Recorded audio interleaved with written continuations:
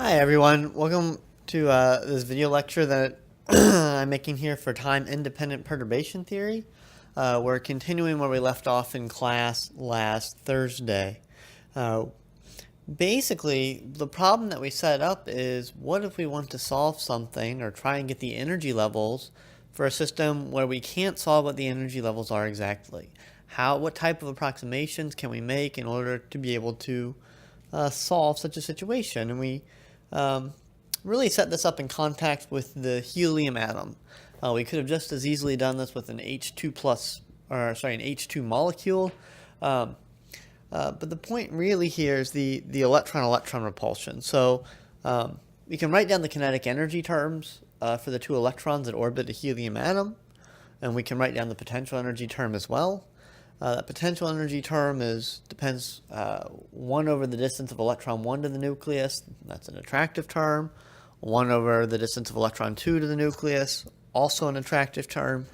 But then there's the very non-trivial electron-electron repulsion term. And that electron-electron repulsion term means that the electrons interact, and we can't exactly think about this in terms of orbitals anymore, and we need to have another way of approaching it. And it turns out that this three-body problem is not analytically solvable. And so there are two ways that we can approach this. The first is the variational method. That's what's actually most commonly used in electronic structure calculations, where we have some wave function and we have a series of terms that we can vary. We vary them, get an average energy, and that average energy has to be greater than or equal to the ground state energy of the system. The other option would be to use perturbation theory, where we consider our problem that we can't solve in terms of a problem that we can solve plus some extra stuff. So for the helium atom, the way that we might approach that would be to consider the two electrons orbiting the nucleus to not interact first, in which case we have two non-interacting hydrogen-like electrons, and we can make orbitals out of those, and then we can consider the electron-electron repulsion as some small term that changes the energy slightly. At least that would be the hope. So if we did that, we could look at our potential energy term. We could write down the portions that we can solve. Here they're shown in black, and the portion that we can't solve in red.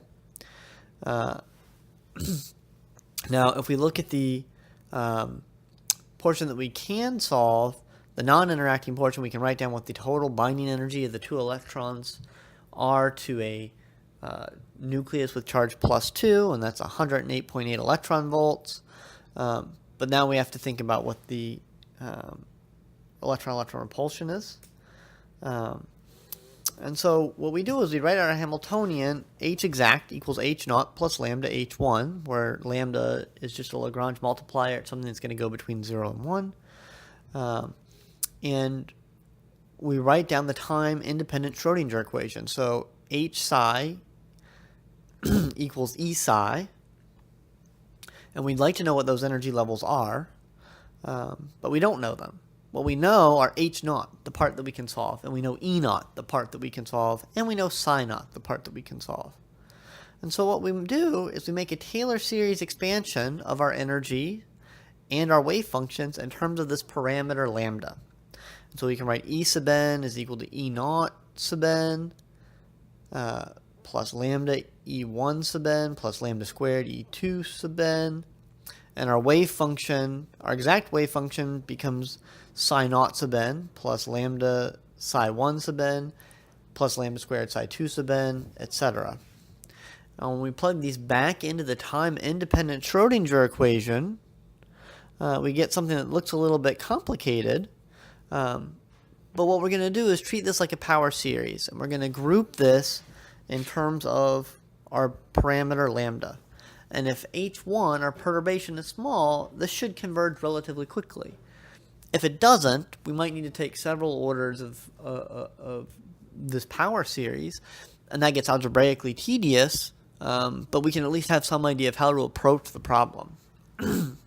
Alright, so when we collect the like terms, we collect all the terms that are 0th order, lambda to the 0, all the terms that are lambda to the first power, all the terms that are lambda squared, etc., etc. And we get out these individual terms. We have a zeroth order perturbation, which is just the part that we already know how to solve. Our h naught psi naught equals e naught psi naught. Our first order terms, our second order terms. And we can approach each one of these. And so in class on Thursday, we talked about how to get the first order corrections to the energy. And the way that we got that was we took the inner product to get the first order correction to the nth eigenvalue. We multiplied from the left by the bra psi sub n naught, and took that inner product.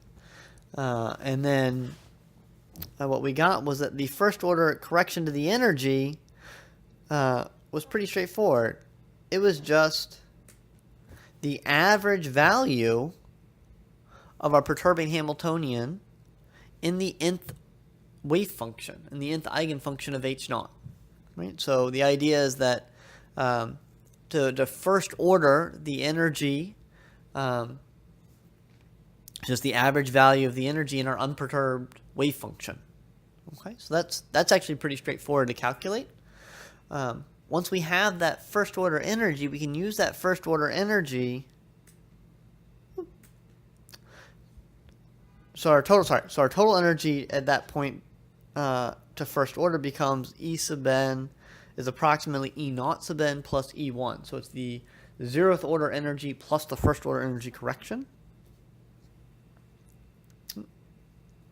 We can also calculate the first order correction to the wave function. So in order to do that, we multiply from the left by one of our eigenfunctions of h naught that is not psi sub n. So we multiply from the left by psi sub m, m not equal to n. And what we end up doing is finding out how much of that first order wave function correction is projected onto a particular eigenket, so psi sub m.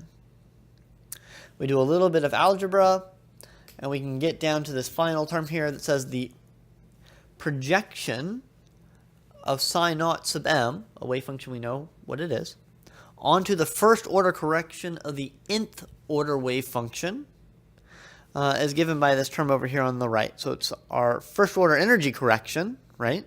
Divided by E naught sub n minus E sub m naught, right? So it's the first order. It's not the first order energy correction.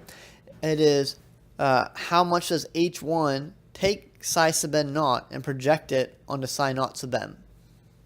Now, if we sum all of those up together, or project it onto all of the other psi sub m, we can make a first order correction to our wave function.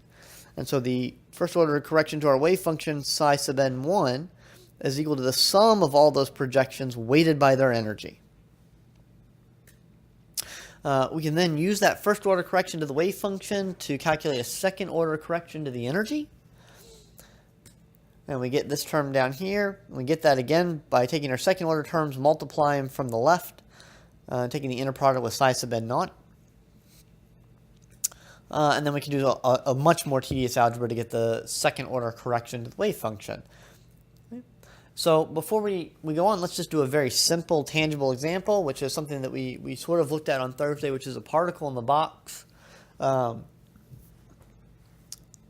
now, instead of particle in a box, we're going to do particle in a tilty box. And so we know the zeroth order wave functions here. These are just the wave functions for the particle in the box. Psi sub n equals square root of 2 over L times sine n pi x over L. We're going to add a little perturbing potential down at the bottom of the box, which is 1/2 h bar squared over ml cubed x. Now, it might look a little bit funny, but I've actually chosen that just to give us some reasonable numbers. So that's going to mean that as we go to the right-hand side of the box, our potential energy is tilting up. Right, so we now take our total Hamiltonian, and we divide that into two components, h naught, the part we know how to solve, and inside the box, and h1. And then, to calculate the first order correction to the energy, we just take the average value of it in our zeroth order wave functions. Right? So if I want to know the ground state energy correction for this particle in a slanted box, I would just take the average value of H1 in my sine 1 naught wave function. And so to do that, I get the integral of square root of 2 over L times sine squared pi x over L times x dx times some constants. I can evaluate that integral. Feel free to look it up online or do the integral yourself. It's actually not that hard. And we get that the first order correction of our wave function is some positive number, h bar squared over 4ml squared. And that makes sense, right? If our potential energy everywhere is higher in our exact Hamiltonian than in our zeroth order Hamiltonian, we expect the total energy of the ground state to go up by a little bit, and it goes up by this amount to first order. Okay? So that the total energy to first order would be h bar squared pi squared over 2ml squared, right? That's our zeroth order energy of the ground state, plus our first order correction. So for helium, we would do the exact same thing. We would divide our potential energy up into a part we know how to solve and a perturbing part. We would solve for the first order correction. And this is just a little comparison of the exact value. This is the exact value of the binding energy of 2 electrons to a helium nucleus is 5.8066 Hartrees. Or, right? 5.8066 times the binding energy of the hydrogen atom. And if we do perturbation theory, the zeroth order correction is just 8 times the energy of the hydrogen atom. If we do the first order correction, we get to 5.50.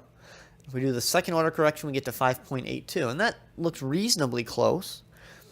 If we compare this to variational theory, we can do a single variational parameter of the wave function, and we get to 5.69. We do 2 parameters, we get 5.70. We do 10 parameters, we get 5.8061. And you'll notice in the variational theorem, remember the binding energy of the hydrogen atom is negative, so this is actually higher in energy than the actual the actual experimental energy. So with variational theory, as we add more parameters, our energy gets closer and closer to the exact value, always approaching it from a higher energy. When we do perturbation theory, this is actually not true. When we do perturbation theory, we start off at a lower energy, and then we go to a higher energy, and then we go back down to a lower energy, always getting closer to the correct value, but we don't necessarily stay above or below. We kind of hopscotch around the actual experimental value. All right, so that was the algebraic approach to perturbation theory. Let me give you a physical intuition sort of idea of how to approach perturbation theory. So the basic idea is we're going to start with the perturbation off. That's basically starting with just the known system. The way we can think about this is the perturbation, the first order changes the average value of the energy. Maybe it raises it, maybe it lowers it, maybe it doesn't change it. One thing it's guaranteed to do, though, is that it also changes the wave function. So instead of having our zeroth order wave function, now we can calculate a first order correction to the wave function. That first order, that new wave function, is not an eigenvalue of h naught, and so we expect it to have a different average value for the energy. And so when we calculate the average energy of our new wave function, that changes the average value of the energy, which in turn slightly gives us a new wave function. Right? And so we're just going to keep doing that, sort of doing these same steps, allow the perturbation to change the energy, and then that energy will result in induce a change in our wave function, which will induce another change in the energy, which will induce another change of the wave function, and hopefully those changes in the energy get smaller and smaller and smaller, and eventually the power series converges, and you get to decide at what point you want to call close enough, or in other words, consider the power series converged. So one of the questions I got in office hours last week was, why are we doing perturbation theory? If people usually use variational theory for calculating the energy of wave functions, why are we doing this? Well, there are some systems where perturbation theory makes a lot of sense. For example, even in most calculations, when spin orbit coupling is small, people use perturbation theory to calculate the average spin-orbit coupling in molecules, which is a coupling between the angular momentum and the spin degrees of freedom. Now, this works for things above the first row of transition metals very well to treat it using perturbation theory, and it's much easier than actually including spin-orbit coupling in your Hamiltonian and trying to do variational theory. Another example would be the Stark effect. So if we place an electron and an atom or a molecule in a fixed electric field, that electric field will polarize the electrons and result in a change in the energy. And that polarization should be linear with the electric field. So we get H naught equals the charge of the electron times the applied electric field times the direction that it's pointing along. And we'll usually choose that to be the z direction for convenience. There's also the Zeeman effect, which is an electron interacting with a static magnetic field. And we could talk also about an anharmonic oscillator, right? So when we envision vibrations, we approximated the vibrational potential energy as a harmonic oscillator, but we know that it's anharmonic. If you stretch bonds far enough, they should break. That doesn't happen with a harmonic oscillator, and so we can treat the anharmonic terms, if they're small enough around the ground state, using perturbation theory, which is also quite common. There's one thing at this point that I'd like to point out, which you should be aware of, and Shankar talks about this pretty significantly, which is the normalization of the wave function in perturbation theory. In our derivation of perturbation theory and how to do that, we talked about projecting our zeroth order wave functions onto our first order corrections and our second order corrections, and we said those should be zero. They should point in different directions in this vector space, and that was fine. But that actually turned out to be significant. Remember, in quantum mechanics, that any physical value or measurable doesn't depend on the norm of the wave function. We often take that norm to be 1 for convenience sake. But if we want to know the average value of something or the probability of measuring a particular eigenvalue of some observable, we can always get that by dividing by the norm, right? So if the norm isn't 1, that's okay. We just divide by the norm of the wave function, and then we can get our probabilities. So while normally when we talk about a wave function being normalized, we say the inner product of psi with itself is 1. When we do perturbation theory, we're actually going to use something a little bit different, and it has a name. It's called intermediate normalization. And basically what we're going to do is say that the zeroth order wave functions are normalized in the conventional, traditional fashion. So the inner product of any two of those zeroth order wave functions should be either 0 or 1. We have an orthonormal set. Okay. But in order to easily collect like terms in lambda, we also want those to be orthogonal to all of our corrections. Okay? And so when we do that, we're going to require that that be true rather than our actual wave functions form an orthonormal set. Now, they'll still be orthogonal, but they don't need to be normalized to 1. The actual norm of all of our wave functions ends up being a little bit bigger than 1. Right? We're taking something that is a length of 1, that's the zeroth order wave function, and then we're adding onto that vector some displacement or some additional length in a direction perpendicular to where that's pointing. And so simple Pythagorean theorem would say that the total length has to be greater than or equal to 1, and we just need to keep that in mind. That doesn't affect any of the observables, but it's just something I want to keep in mind. If you were to say calculate the average value of the position, you would need to know that the wave function is not normalized to 1. Okay. All right, so let's do a quick little example. Let's do a linear perturbation to the ground state of a harmonic oscillator. All right, so we're going to say that the total Hamiltonian is the kinetic energy plus 1/2 m omega squared x squared plus lambda alpha x, where alpha has units of 1 over length. Lambda is just our Lagrange multiplier. We're going to be able to tune that from 0 to 1. Okay. And so our perturbing Hamiltonian is basically just alpha x. Right? Now we're picking this one because this turns out to be exactly solvable. We could rewrite that equation is a parabola located at a different point in space with a slightly different frequency. And we can solve that using a harmonic oscillator approach, or we can also solve that using perturbation theory. So we're going to approach this using perturbation theory, but we're just going to graphically illustrate what we think that should look like. So over here on the left-hand column of the slide, I have our unperturbed potential, this harmonic oscillator that's located at centered about 0. Its minimum energy is 0. We've already solved for the eigenvalues of this Hamiltonian, and we know that there should be h bar omega times n plus a half, and that the average value of the wave function in the ground state, and actually in any individual eigenstate, is equal to 0. When we go over and looked at our perturbed Hamiltonian, right, what happens when we add that small linear term to it? We have v of x equals v naught, the part we know how to solve, plus v1.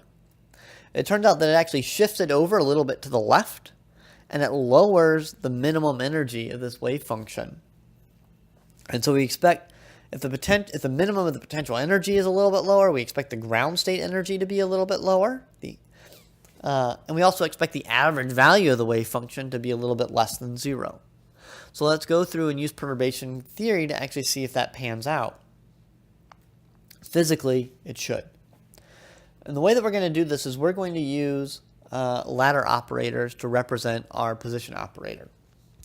So remember, you can go look up in Shankar that the x operator can be rewritten as the square root of h bar over twice the mass times the frequency times a plus a dagger, the lowering and raising operators of the harmonic oscillator.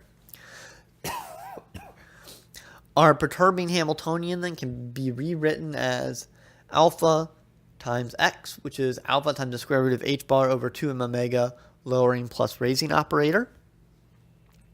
And the first order correction to the energy then, for the ground state, would just be the average value of alpha times the square root of h bar over 2m omega times the 0th order wave function times a plus a dagger operating on the 0th order state. The raising operator will take 0, convert it to 1, and the inner product of 0 with 1 is 0. The lowering operator, a, operates on the state n equals 0 and annihilates it. And so we get the average value to the first order correction is 0. Well, that's not what we were expecting. Let's go ahead and keep going with perturbation theory and see if we get something closer to what we might expect physically. We can calculate the first order correction to the wave function. So the way we're going to do that is we're going to take an infinite sum of all states. So the first order correction to the 0th order wave function, to the n equals 0 state, is going to be the infinite sum over all states that are not n equals 0. So we're going to start at n equals 1. And we're going to calculate that first order correction. So that's m, a plus a dagger, operating on the 0th order state, divided by the energy difference between them. So the energy of the ground state is h bar omega over 2 minus h bar omega n plus a half. And what we get out of that is minus alpha times the square root of h bar over 2m omega divided by h bar omega times 1. So remember, so the only state involved in that first order correction to the wave function is in fact the n equals 1 state. Right, we only have the two operators, the raising and the lowering operator. If we raise the state by 1, then the only state that will have overlap with is the n equals 1 state. And so to first order, we have our new wave function, and we can use that to calculate the second order correction to the ground state energy of the harmonic oscillator.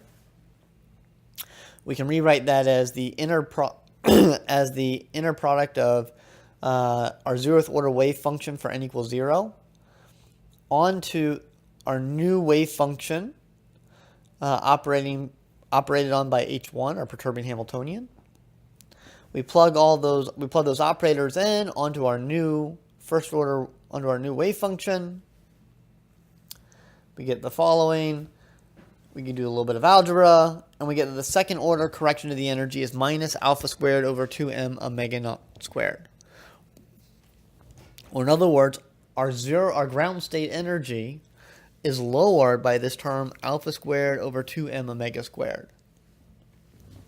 which is what we would expect, that the energy in the perturbed state, the lowest energy state of our system in the perturbed system, is lower in energy than our original wave function, because our perturbing function lowers the minimum in the potential energy below zero.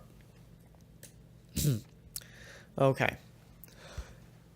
That is just an example from what we talked about on Thursday. I want to sort of take a break. I want to take a little bit of an aside here and say, when we derived perturbation theory, we kind of swept one detail under the rug. And the detail that we swept under the rug had to do with the orthogonality of the wave functions.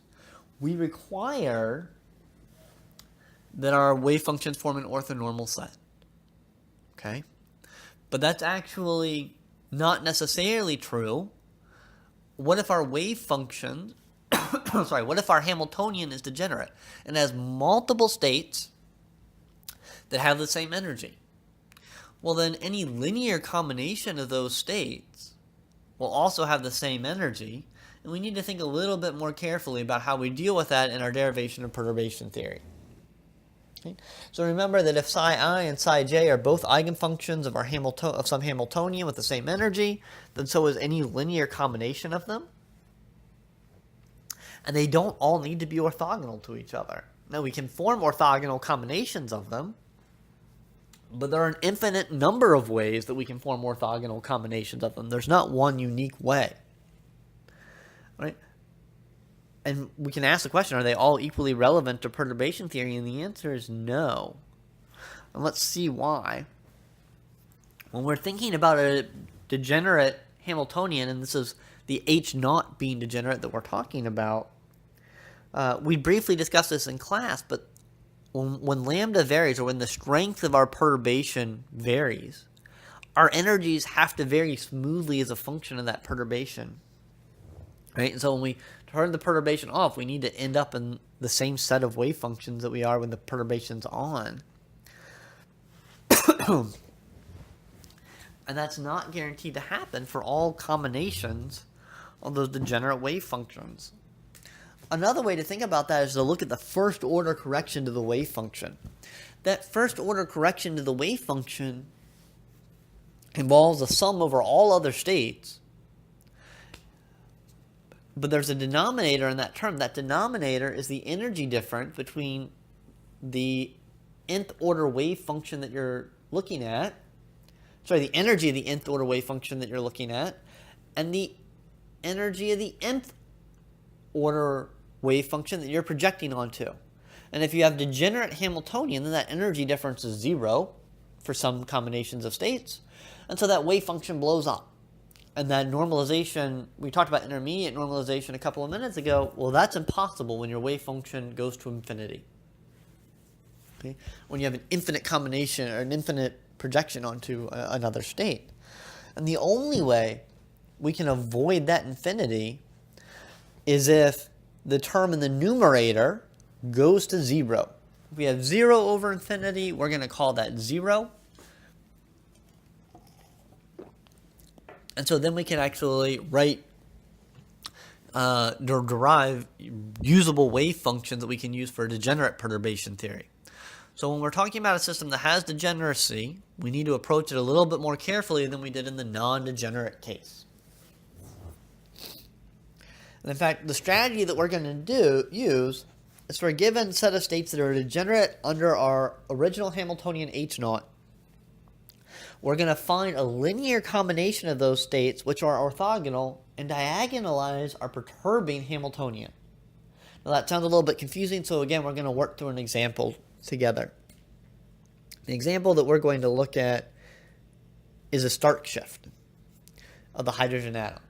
So remember, the hydrogen atom has a lot of degeneracy in it. The ground state, if we exclude spin, the ground state is spatially, it's non-degenerate, right? There's only one ground state without spin. But if we look, that's the psi 100 state, n equals 1, L equals 0, m equals 0. But if we go and look at the next energy, the next highest energy, the first excited state of the hydrogen atom, we have a 2s orbital, and we have 3 2p orbitals, and they all have the same energy. And in atomic units, that energy is minus 1/2 n squared, so that would be n equals 2. That's minus 1/8 of a Hartree. Okay. Well, there are 4 degenerate states there. And so what does the Stark shift do? Remember, the Stark shift is how an electric field changes the energy values. And so even to find the first order correction becomes non-trivial because we need to find the right set of states that'll be split by this energy or by this perturbation. So in your homework, I asked you to find the first order energy correction to the ground state. And because that ground state was non-degenerate, you could get away with using non-degenerate perturbation theory. There were no other states that had that same energy. For the n equals 2 states, that doesn't really work. All right? And so what we want to do now is we want to look at our Hamiltonian. I wrote it out here in matrix form. And the energies are minus 1/2, minus 1/8, minus 1/18 for the n equals 1, n equals 2, and n equals 3 states. And again, they are block diagonal. And so these are, within each block, right, we have a number of states that are degenerate. We need to diagonalize H1, our perturbing Hamiltonian, within that block and find the special set of states that we need to use as our starting point for calculating the correction to this energy. It sounds confusing, but it actually turns out to be a little bit easier than it sounds. Most of those matrix elements for the hydrogen atom end up being 0. If our perturbing Hamiltonian is the electric field times z, right, the distance from the center of the nucleus, that actually becomes a relatively simple integral to solve. And so we're going to take NL, we're going to take the average, we're going to take the value of the integral over all space of psi sub NLM. So we're going to look only at the n equals 2 block, but we have L equals 1 and 0. And when L equals 1, we have M equal minus 1, M equals 0, and M equals plus 1. Times our perturbing Hamiltonian, that's charge of the electron times the applied electric field times Z times n equals 2, and then all of the combinations of L and M to get those matrix elements to populate this n equals 2 block in our matrix. Again, so that's going to be the integral over all space of the appropriate radial functions times r cubed dr. Remember that Z can be rewritten as r cosine theta in spherical coordinates, times the integral from 0 to pi d theta sine theta cosine theta, that's from the Z operator, and the integral from 0 to 2 pi of the phi of the spherical harmonics with different L and M's. Now, it's pretty easy to show that the nth order for M, the azimuthal component of the spherical harmonics is just e to the I m phi. And so the integral over the phi component becomes integral from 0 to 2 pi e to the I m minus m prime phi d phi, which is just delta m and m prime. Or in other words, our perturbation, the matrix element for our perturbation can't change or can't mix states with different m values or states with different amounts of angular momentum onto the z-axis. Don't mix together. All of those matrix elements will be 0. We can similarly show it's a little bit more difficult of an integral to show, but that the z operator actually changes the total angular momentum of the system as well, or it needs to change the L value. So if m changes between one state and another, our matrix element's going to be 0. And if L doesn't change, our matrix element is going to be 0. And that makes it relatively straightforward to calculate that matrix. If we look at it in the basis set of the n equals 2, L equals 0, m equals 0 state, so that's the 2s orbital, the 2p0, which is the 2pz orbital, the 2p11, and the 2p1 and the 2p minus 1 orbital, we can actually pretty quickly write that out. All of the numbers in this n equals 2 block of our perturbing Hamiltonian, all those matrix elements are 0 except one that connects the 2s orbital with the 2pz orbital. Using, okay, so we really only need one number to evaluate that, which is the integral over all space of psi 200 star times z, which is r cosine theta, times psi 210 times the appropriate volume element. That integral is annoying. Feel free to look it up. It turns out to be -3 in atomic units. And so that the total number for this perturbation is -3 times the charge of the electron times the applied electric field. Notice that this is also block diagonal. We have our m equals 0 states and our m equals 1 and -1 states. All these matrix elements are 0.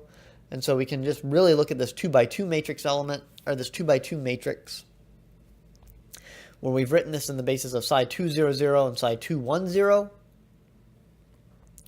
Now what we need to do are find the eigenvalues and eigenvectors of this particular block matrix. We solve for that. We get that the eigenvalues are plus or minus 3 times the charge of the electron times the applied electric field. And we get the eigenvectors are 1 over the square root of 2, 2s orbital plus 2pz. And that the lower energy state is 1 over the square root of 2, psi 2s minus psi 2pz. Or in other words, if you want to think about this graphically, the electric field induces a dipole in this system. It polarizes it. And if we make linear combinations of the 2s and the 2pz orbitals, we get one combination where the electron is on one side of the hydrogen atom, and one combination where the electron is on the other side of the hydrogen atom. And these have different value, different energies in the static electric field. Or if we take our initial 4 degenerate states for the 2p or for the n equals 2 orbitals of the hydrogen atom, at 0 electric field, they're all degenerate. They have the same energy, -1/8 of a Hartree. When we turn on the electric field, 2 of them stay the same energy. The psi 211 and psi 21 -1, they don't change in energy. There's no combination of those that we can make that will change in energy with the applied electric field. But we have 2 combinations of states that do change, psi plus and psi minus. Psi plus rises in energy by 3 times the amount of the applied electric field times the charge of the electron, whereas psi minus gets lower.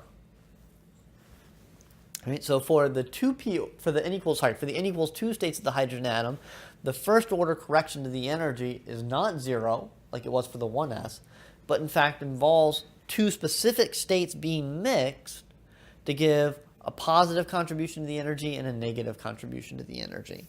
And so whereas we go from 4 degenerate states to 3 different energy levels, 1 that is doubly degenerate. And so in general, degenerate perturbation theory is a little bit more complicated to apply, but it's not really all that tricky. We could use these same wave functions to go on and calculate the second order correction to the energy, and then calculate again the second order correction to the wave function. That does get to be some annoying math, and we're not going to do that. But you should have some idea of how this happens. The applied electric field induces a dipole, and that dipole can either be pointed against or towards the applied electric field, and those two have different energy levels. And that's the physical picture underlying this degenerate perturbation theory. All right, so that pretty much covers everything that we're going to talk about in this class with regards to time-independent perturbation theory. Moving forward, we're going to move on to time-dependent perturbation theory and what happens when our Hamiltonian has an explicit time dependence, because that's what we're going to want to think about when we start thinking about radiation. When we have a time-independent perturbation, it's a perturbation that's effectively always on. And so we can still find states that have a well-defined energy. When we have time-dependent Hamiltonians, there's no such thing as a state with a well-defined energy anymore, right? Because the energy of our system is constantly going up and down as we vary our time-dependent Hamiltonian. And that's what we're going to learn to talk about in the next lecture. Talk to you later.